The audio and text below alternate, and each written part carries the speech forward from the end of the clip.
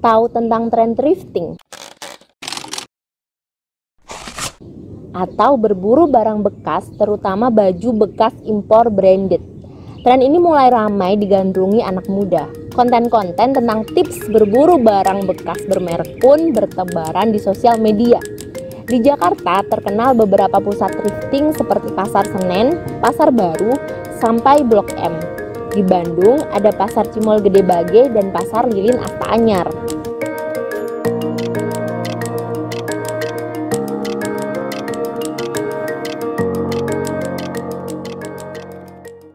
Agak jauh dari ibu kota Jakarta, di Batam, thrifting sudah lama membudaya karena letaknya yang berbatasan langsung dengan Singapura. Banyak barang-barang bekas dari Singapura yang masuk ke Batam, mulai dari baju, sepatu, elektronik, hingga furniture. Batam dan Singapura hanya berjarak sekitar 15 km saja.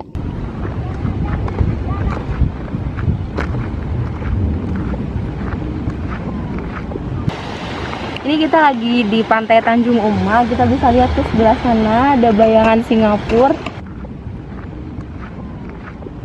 Jadi Pulau Batam ini berbatasan langsung dengan Singapura.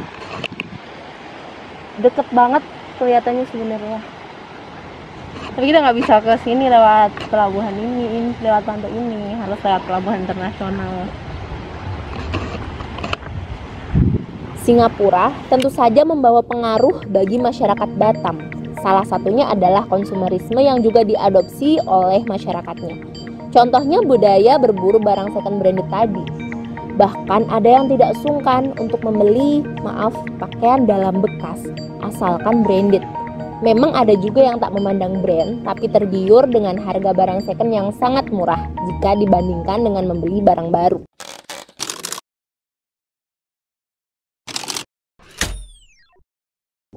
Namun sebenarnya barang-barang second ini masuk secara ilegal karena dilarang oleh undang-undang.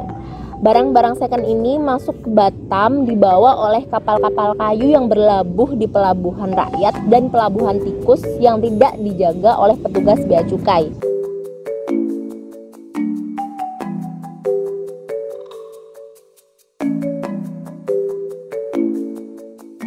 Lewat pelabuhan itu juga diselundupkan barang ilegal lain seperti rokok, miras, hingga narkoba.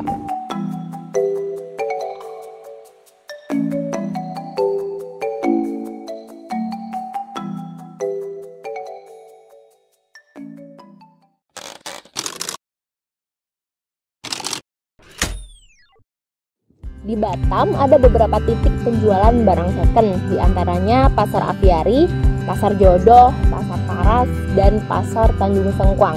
Kami mencoba pergi ke salah satu pasar barang second di Batam, yaitu Pasar Jodoh di Kecamatan Lubuk Baja, Kota Batam, untuk bertemu dengan pengunjung dan pedagang di sana. Teman-teman, hari ini kita mau ke Pasar Jodoh. Di sini tempat penjualan barang-barang bekas dari Singapura di kawasan Batam. Jadi sebenarnya banyak pasar ya di Batam yang jual barang bekas. Ini salah satunya. Jadi kita mau mencoba lihat apa aja yang ada di sini.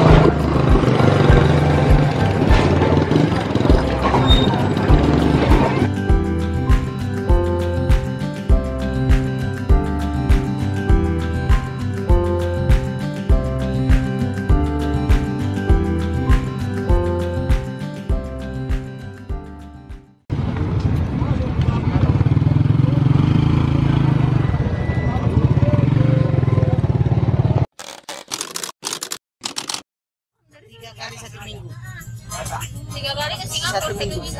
Bolak-balik ya. Paspornya Pagi pulang sore. Di sana emang ada penampungannya. Kita bisa telepon dulu baru kita berangkat. Oh, tapi ini kalau di sana sebenarnya orang Singapura udah nggak ini ya, nggak. Ya udah ambil aja gitu. Nah, ambil aja, kita ini sampah. Oh ya. Ambil Ya, itu. tapi kan dibayar saya. Karena yang ngumpul itu kan tapi Iya, belinya per kilo. Per kilo. Ya, kalau baju per kilo, kalau elektronik per pieces, sepatu per pieces. Itu isinya dipilih dulu Dipilih dulu baru kita bayar. biasanya kan ada Yang sampah dibuang. karton nih. Nggak ada. Nggak ada, bagus semua isinya. Insya Allah. Punya sebelah. Ya kayak di sini lah itu karungan itu, seperti bulu kucing dalam karung itu yang dikarungkan di sana. Kalau Tapi kami kan ada. langsung pilih langsung ke sana. Oh, karena ibunya langsung Ya, turun. Jadi bisa pilih. turun, ya. Kalau yang menampung di sini itu udah seperti beli kucing dalam karung lah. Di situ sampahnya, di situ kepalanya, di situ ekornya, semua lah campur aduk. Ya. Apa tuh? Jadi ada memang tempat yang khusus Ada. buat nampung dari rumah tangga di sini. Iya betul. Gitu ya. Ini petugas sampahnya juga sana ya? Bu? Iya ada orang Bangladesh.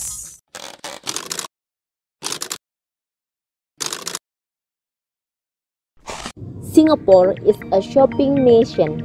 Ya, Singapura adalah negara belanja.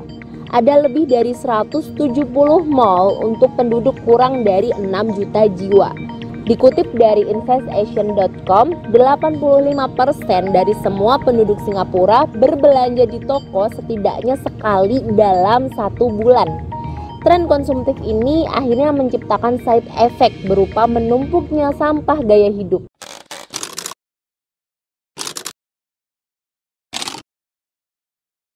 Pas PS5 keluar pertama kali, itu pasar Southeast Asia, Asia Tenggara itu habis cuma buat Singapura loh. Sampai di tahun berikutnya, Indonesia itu akhirnya kebagian berapa persen gitu dari situ.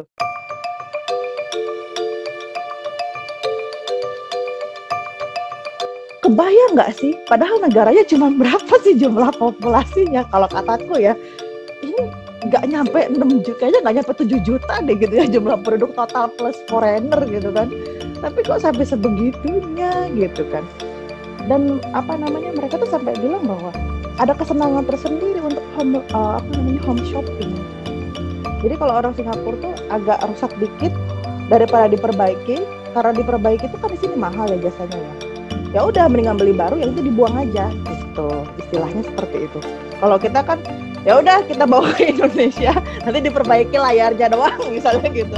iPhone misalnya, taruhlah iPhone tuh harganya sekitar 1000-an ya, 10 jutaan ke atas kan. Nah, buat orang Indonesia harga 10 juta itu mungkin mereka harus nabung, ada yang sampai setahun nabung baru bisa dapat 10 juta gitu kan ya. Sedangkan kalau orang Singapura, $1000 itu adalah gaji minimum yang istilahnya cuman cleaning service, itu gaji cleaning service gitu segitu sebulan.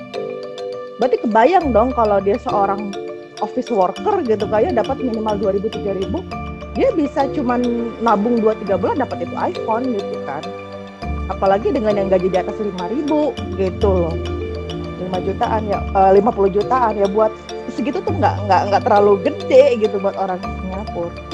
Makanya buat mereka daripada capek-capek harus memperbaiki gadget, harus ke tempat gadgetnya lah untuk perbaiki gitu kan ya, jalan ke sananya, belum harus balik lagi nungguin HP-nya beres gitu.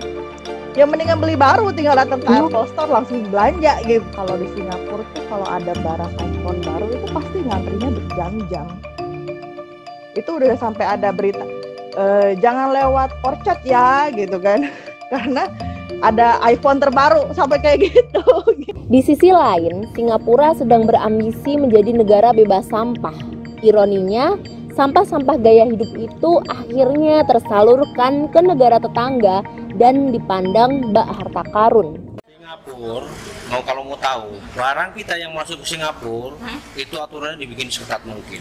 Nah itu kan nggak fair Pak, Ya. masih metrik kan? Nah, sementara kalau dari sana masuk di sini, Nggak ada. Makanya malah nggak betul-betul Makanya. 12 kan? Nah, ya karena gitu tadi. Jadi gini, makanya kita hidup itu kita disesuaikan dengan gayanya gitu. Nah, sekarang kita gayanya nggak bisa bergaya, tapi kita mau hidup bergaya. Ini yang terjadi. nah iya gengsi Pak. Nah, ya kan, Gengsi. dia mau pakai handphone bagus, mau pakai baju branded, pakai tas branded, ya kan? Gimana supaya kita mendapatkan itu? Oke lah kalau yang orang ini, yang enggak ini, carinya yang second. Nah, tapi kalau orang enggak ini carinya gimana aja, itu tadi yang ini, yang jadi rusak gitu kan. Teman-teman kita itu tadi, mereka tuh yang dipikirkan kan hanya materi semesta kan. Apalagi maaf cakap lah kaum hawa ya kan. Hal yang notabene ada glamor begini. Nah, sebetulnya mungkin kalau seandainya benar-benar itu dia paham, pasti dia tidak akan terjadi seperti itu.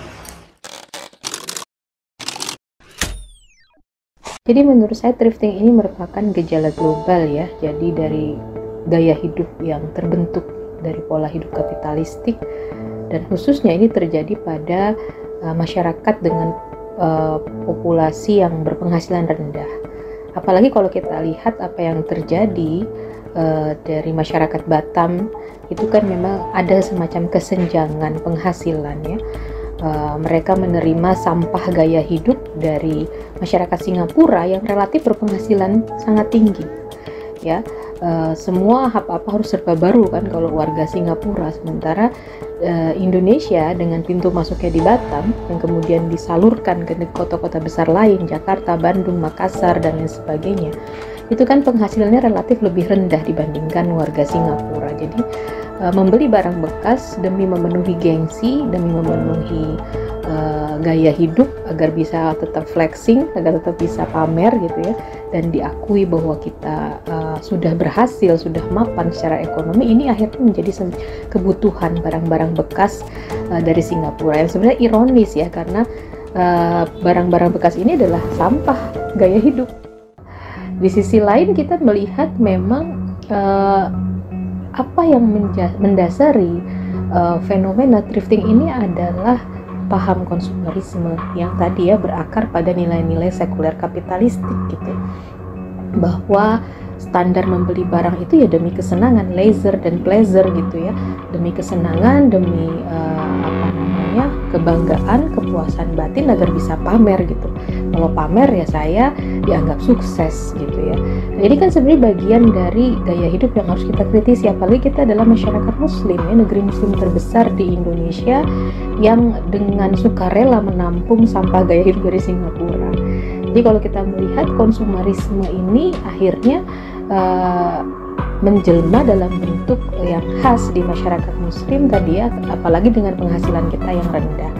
Sementara kalau kita lihat konsumerisme yang full yang terjadi di masyarakat Singapura itu adalah konsumerisme yang hakiki ya, bisa dibilang, karena mereka punya penghasilan yang tinggi gitu, jadi harus semua serba brand new, inbox ya, brand new gitu ya, rumah baru, mobil baru mungkin ya, atau mungkin HP baru, atau mungkin sofa dan furniture baru, sementara yang bekas itu disalurkan ke Indonesia dan ada penampungnya gitu ya. Nah, ini satu hal yang memang harus kita kritisi.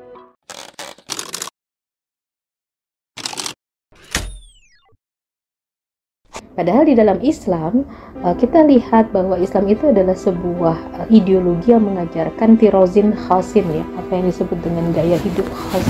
Bagaimana seorang muslim itu memiliki pandangan yang khas terhadap harta, terhadap konsumsi. Dia punya standar halal dan haram, baik dan buruk, terpuji dan tercela, itu ya sesuai dengan panduan wahyu dan bagaimana Rasulullah memberikan keteladanan kepada kita. Kalau bisa dibilang Rasulullah itu, banyak yang mengatakan Rasul itu miskin, sebenarnya tidak, penghasilannya sebenarnya sangat tinggi gitu. Cuma gaya hidupnya yang justru menginfakkan dan mewakafkan sebagian besar hartanya untuk kepentingan umat, bukan untuk semata-mata mempersolek diri atau memperkaya diri dan kemudian pamer harta benda gitu. Karena Islam juga mengajarkan kepada umatnya agar tidak cinta dunia dan tidak memuja kebendaan, mencintai harta terlalu berlebihan gitu ya. Harta secukupnya, dunia itu ada di tangan bukan ada di hati gitu ya. Nah, ini yang kemudian seharusnya kita kritisi ya, gaya hidup thrifting yang berakar pada konsumerisme ala sekuler kapitalisme. Menurut saya bisa jadi berujung juga pada frustasi sosial gitu, karena apalagi himpitan beban ekonomi makin hari makin sempit gitu ya. Di satu sisi kita kemudian terus distimulus dengan gaya hidup mewah di sosial media, gaya hidup ala sultan gitu ya. Kita pengen seperti mereka, bling-bling ya, semua dengan barang-barang bermerek, dengan outfit of the day-nya luar biasa. Nah, tapi kemudian dengan mengorbankan menabrak hal-hal yang haram demi memamerkan harta ya, memamerkan pakaian. Nah, yang itu semua sebenarnya jelas tidak diajarkan oleh Islam. Keresahan itu ya pasti ada lah, tapi kita berusaha maksimal. Paling tidak kita sudah mengupayakan, sudah berusaha, tetapi kalau pemerintahnya punya suatu peraturan membatasi ya secara global. Ini kan kita kan hancurnya kita ini kan karena pasar global semuanya, sehingga hancur-hancuran kita sekarang ini. Nah, apalagi cuma sebatas kota Batam, semuanya dimasukkan ke sini. Kita ini sangat resah sekarang, walaupun secara nasional kita resah, tapi kita lebih meresahkan lagi daerah kita. Kalau pemerintah misalnya hanya memerlukan pembangunan secara struktural, secara fisik, tapi pembangunan manusianya, tapi dibilang kurang, malah pengajian-pengajian pemerintah selalu adakan, tidak kurang juga, cuman itu tadi pembatasan itu tidak ada. Jadi kenapa saya akhirnya sekarang di Bogor, itu ada jawabannya ya.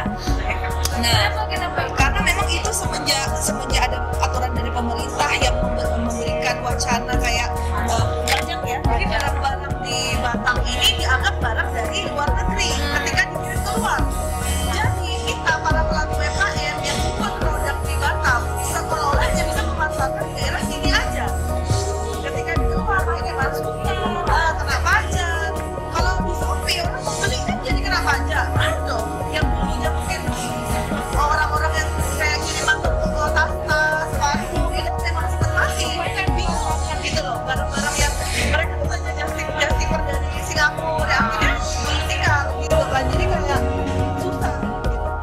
Sebuah kesenjangan yang menyedihkan dari dua wilayah yang dulu menjadi satu kesatuan. Ya, wilayah Kepulauan Riau, Singapura, dan sebagian wilayah Malaysia dahulu bersatu di bawah Kesultanan Malaka yang meliputi Riau, Lingga, Johor, dan Pahang. Ketika para tokoh sudah merasakan keresahan, mereka resah akan fenomena thrifting dan konsumerisme yang sebenarnya merupakan gejala ketimpangan global antara negara berkembang dan negara industri, antara Singapura dan negeri-negeri muslim sekitarnya. Seharusnya memang kita harus jauh lebih kritis, menyatakan sikap, bersikap di ruang publik. Apalagi memang fenomena thrifting ini sebenarnya tidak bisa kita lepaskan dari kebijakan perdagangan luar negeri yang dianut oleh negeri ini. Sistem perdagangan internasional yang meniscayakan diterapkannya mekanisme free trade zone pada area-area strategis dunia Islam, sesungguhnya ini merugikan. Apalagi free trade zone ini berakar pada konsep barat, ya, konsep kapitalis yang sebenarnya sudah diterapkan oleh negara-negara barat sejak awal abad 19. Nah, ini sebenarnya ironis ya, bahwa sebenarnya Islam itu memiliki konsep sendiri tentang perdagangan internasional. Bagaimana Islam itu sebenarnya mengatur penguasa negeri muslim untuk menata hubungan internasionalnya agar equal dan tidak akan dibiarkan oleh Islam kaum muslimin itu dijadikan pasar, hanya semacam ditarget menjadi konsumen bagi barang-barang dari negeri-negeri non-muslim. Dan tidak boleh negara muslim itu terjerat pada kebijakan perdagangan yang asimetrik yang hanya menguntungkan salah satu pihak dan merugikan pihak yang lain. Nah, ini satu catatan yang penting gitu ya, bahwa penguasa negeri muslim, pemerintah daerah di Kepulauan Riau seharusnya merujuk pada syariah Islam. Apalagi Kepulauan Riau adalah area perbatasan, area frontier sebuah negara, perbatasan terluar, di mana Islam juga sebenarnya memiliki konsep lagi tentang perbatasan. Nah, ini sesungguhnya yang menarik ya, bahwa Islam itu sebenarnya memiliki kekayaan hasanah yang luar biasa. Hanya saja banyak di antara negeri-negeri muslim tidak lagi mengkajinya dan menghidupkannya dalam konteks kekinian, memecahkan tantangan zaman hari ini, terutama dalam masalah ketimpangan antara Singapura dan Indonesia di perbatasan Batam, Bintan, dan